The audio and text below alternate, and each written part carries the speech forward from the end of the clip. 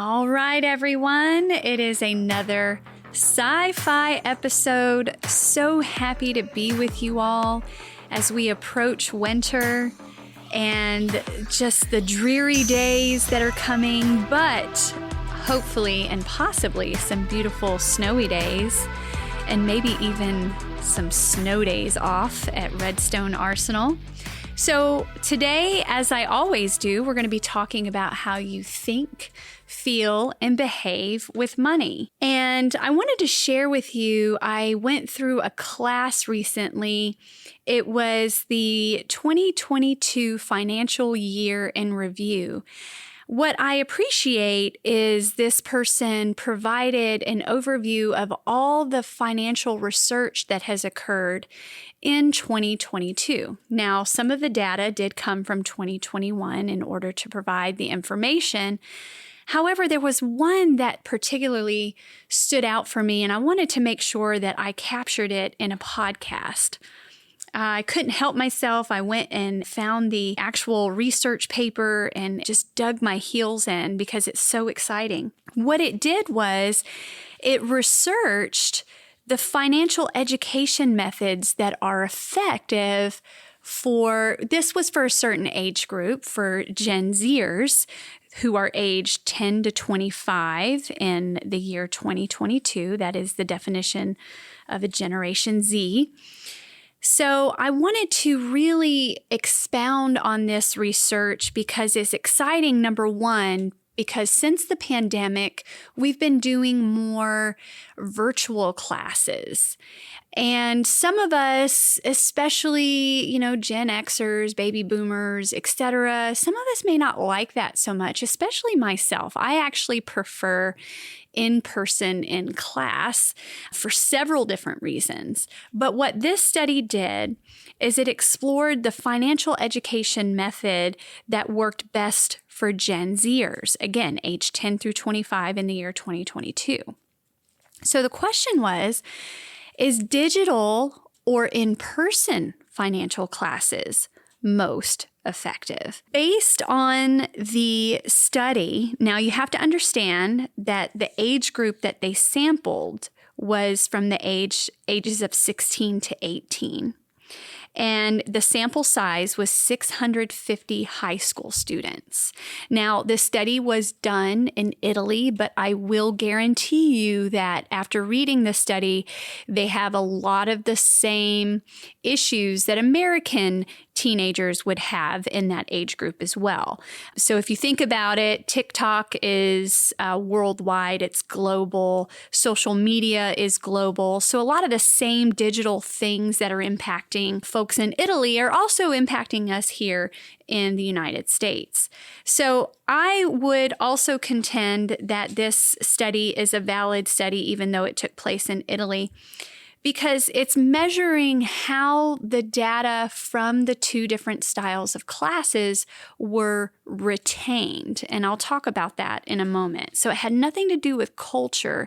It had everything to do with financial literacy and financial knowledge that led to improved financial behavior. It is a valid study for us here in America as well. Here's what they found. The digital methods and the face-to-face methods showed long-term cost-effective results.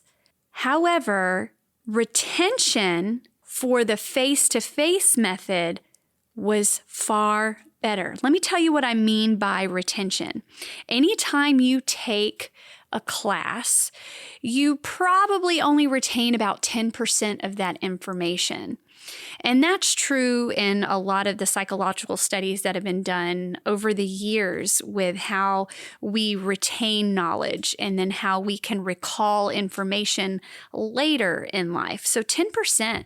So a whopping 90% of information is lost over time, and that's what we call the decay rate. So what they found was only face-to-face showed long-term retention. So beyond 3 months, the financial education that was received persisted from the in-person face-to-face classes. Now, what's promising, the digital classes also provided increase in financial literacy and increase in financial knowledge, but it was only the in-person face-to-face that improved when it came to retention rates, so less of a decay rate. Another interesting thing that they found was females were less confident about financial knowledge than males. And I'm wondering why that may have been, and I'll get to that a little bit later. But why is all this important, Olivia? This might be interesting to you, but how can you make this interesting to me? Why is this important? Well, let me ask you the question. I'm a parent. I'm sure you're a parent. But where are Gen Zers getting their information? They're usually getting their information digitally through social media, through their friends digitally. Everything comes through their phone. Not everything, but a large chunk of their lives, their information comes from that handheld digital device. So I know I have a 9-year-old and I have a 13-year-old. They're in that Gen Z category. They're watching YouTube shorts. They're watching, some things as I allow on TikTok. I do allow them to listen to podcasts. I enjoy them myself. But think about that. Your kids are getting so much information digitally. And even if you're in that age range up to 25, you're getting a lot of your information digitally as well. What you consume, you should be aware of. But knowing that digital financial education is not going to be retained further for you to recall that information when you need it, maybe this should let you know, wow, I really should start seeking the advice from a financial professional. Sit down with a financial professional. Why were the face-to-face, in-person classes more effective? Well, the reason behind that is, number one, you can receive real-time feedback and discussion. So hear me out here. You know I'm a licensed professional counselor as well as an accredited financial counselor. I know that from all my years that I spent providing clinical therapy, we called it talk therapy. When you are in a real-time, face-to-face, in-person class, you get to talk things out. You listen differently. You engage differently. Here's what the researchers pointed out verbatim, one of their discussion points. Talking about daily problems with experts in the field may increase student curiosity, as well as their ability to meet wealth management requirements. So these students that attended in-person classes, wow, there was a curiosity peak. And isn't that what we want in our kids, in our youth, and even in ourselves, Redstone Arsenal? You can attend my sci-fi classes, which are live. And yes, I do provide some real-time feedback. But according to this research study, there is nothing like an in-person, face-to-face class where you are going to engage differently, where you're going to be encouraged to think critically, and also to participate in the discussion as well. So just a little plug, coming up in March, and the date will be announced soon. There will be a financial symposium, one day full of financial classes in person here at Redstone Arsenal. It's going to be a wonderful thing. So there's your little plug, and I'll provide more information as I get more information. Back to talk therapy. Talking about your finances with someone allows you to fully grasp what it is that you need. So you're making the content more salient and realistic to your personal issue or your personal strategies or experiences. Digital learning loses that real time feel. So you might have a really good question while watching a digital or virtual class, but you won't be able to raise your hand and ask the question that is burning or pressing in your mind at that time.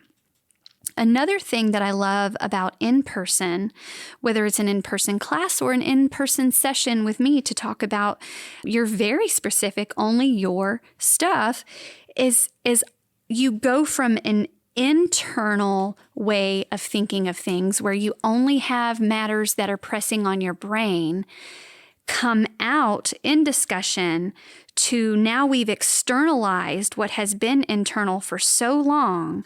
So now we can visually see what is really going on. I did an activity with my 13-year-old recently where she had so much stuff going on in her mind. She had a mental block with her sport that she plays. And her coach even said, you're in your head, you're in your head. Well, that didn't help because, well, how do I get it out of my head? Well, luckily she has a therapist for her mom. Now, I didn't do therapy. That would be unethical. But I did do an activity where I externalized the problem for her, where she was able to conjure an image of what it looked like. She drew it out on paper. She was able to name it. And because she was able to name it and see it, she was then able to describe what kind of weapons she would use against it. So it's the same thing with our finances. We have to draw out what is in our heads onto paper. So that, not to say that everything that we're drawing out needs weapons formed and used against it. But sometimes, that overspending or maybe a little gambling addiction or, something like that. We need to address it. So another reason this is important for you to know is a new year is upon us. It's here. Why not a new year, a new financial you?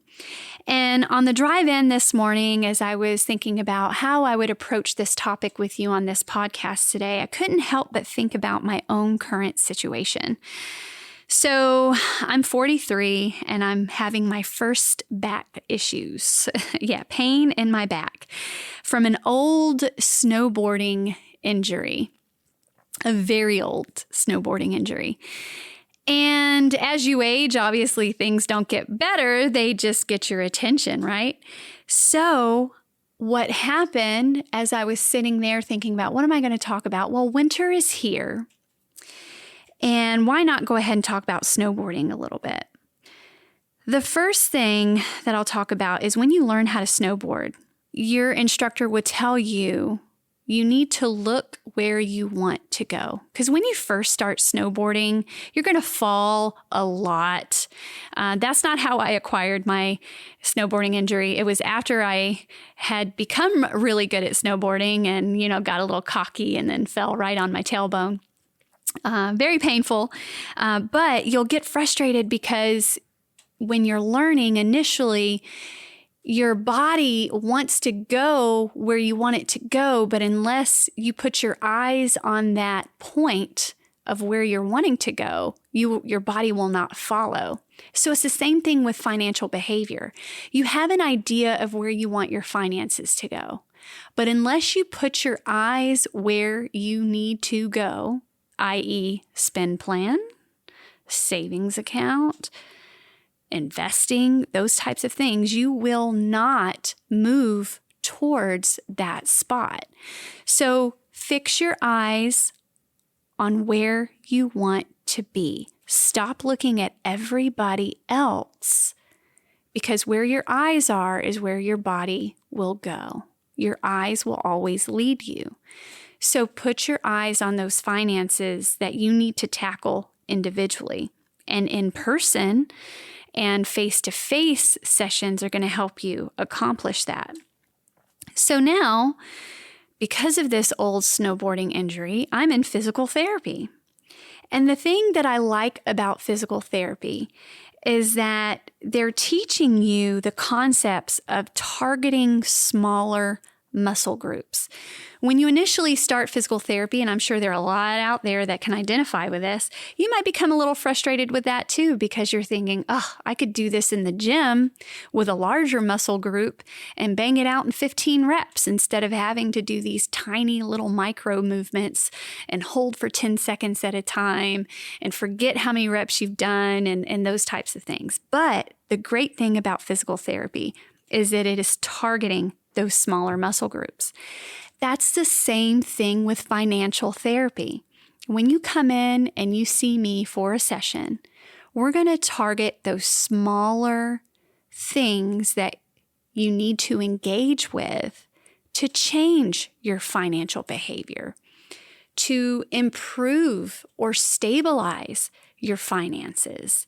Just as I'm learning how to stabilize my core and work my core more, that's the same thing you could do with your finances. So those micro movements, and some of that includes your thinking patterns. Yes, I'm talking to you, whoever has your toes stepped on right now. The way you think about money, if left unchallenged, will continue to steer you in a direction that you may not want to go.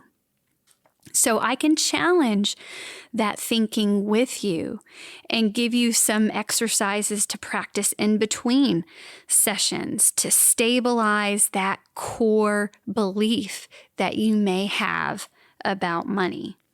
So I hope this information has been valuable for you. I hope it's gotten you thinking a little bit more about how you're going to tackle your finances. And one last thing that I'll say of why this research study is important is because there's also what we call some CMT training for soldiers or common military training that is available online and in person. Now, a lot of you, when you have to do these mandatory financial classes, you might find that it's easier just to go online and complete them.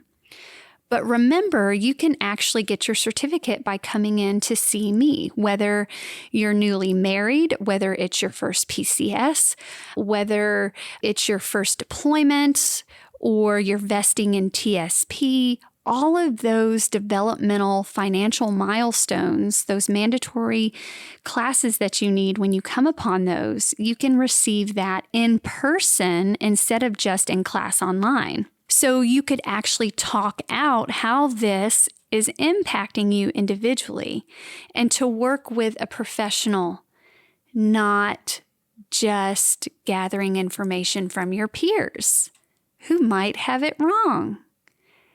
And listen, I think it's great to look up to your commanders and your first sergeants, and I hope that many of them have it right when it comes to finances. But even with our leadership, we have to receive professional financial guidance from those who study this every day, all day, and can give you the best education.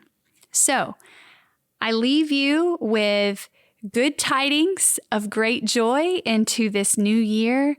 And please remember to contact me if you would like your own individual session. If you are a Redstone Arsenal employee or soldier, military member, family member, 256-876-6299. Thank you.